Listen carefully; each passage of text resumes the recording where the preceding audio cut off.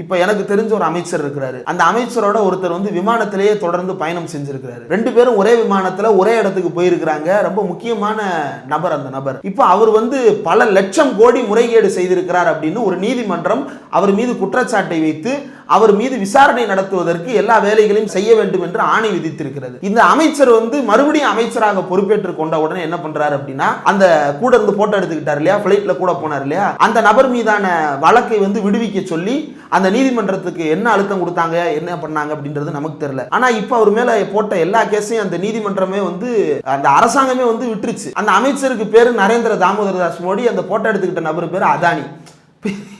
இந்த மாதிரி இருக்குல்ல. இப்ப இப்படிப்பட்ட நபர்கள் வந்து கண்ணு முன்னாடி கொடூரங்களை அரங்கேற்றி கொண்டிருக்கிறார்கள். இப்ப அதே மாதிரி வந்து இங்க எடுத்துக்கலாமா? இங்க மா சுப்பிரமணியத்துக்கு இவருக்கு ஏதாவது தொடர்பு இருக்குன்னு உங்களால் எஸ்டாப்ளிஷ் பண்ண முடிஞ்சிருக்குதா? அல்லது இவர் வழக்கிலிருந்து காப்பாற்றல? மா சுப்பிரமணியனுக்கு தெரிஞ்சு கூட இருக்கலாம். ஆனா அந்த குற்றத்துக்கும் அவருக்கு என்ன தொடர்பு இருக்குது? இல்ல, இந்த ஞானசேகரனை காப்பாத்துச்சா? இந்த ஞானசேகரனை திமுக வழக்குல இருந்து காப்பாத்தி இருந்தா நாம் என்ன சொல்லலாம்?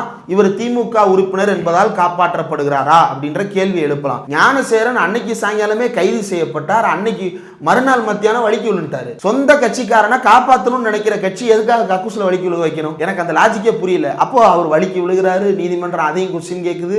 இப்போ அவர் மீது குற்றம் நிரூபிக்கப்பட்டு குற்றவாளி என்று அறிவிக்கப்பட்டு தண்டனையும் இப்போது அவருக்கு அறிவிக்கப்பட்டிருக்கிறது.